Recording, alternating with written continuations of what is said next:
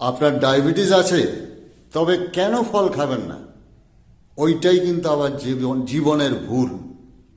ফল খাবেন, কলা খাবেন, অল্প পরিমাণে খান, খাবার খান সঠিক সময়, সঠিক নির্দেশগুলো পালন করুন।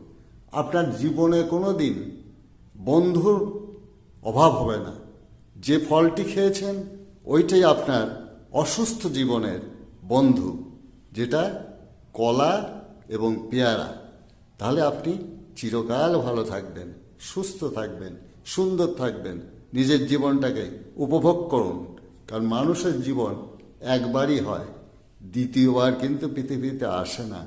অতএব আপনি ভালো থাকুন, সুস্থ থাকুন, এটা আমার চাওয়া পাওয়া। ভালো থাকবেন, সুস্থ থাকবেন, আনন্দে থাকুন। বৃদ্ধ হলে কি হবে? আনন্দ আছে কিন্তু আজীবন।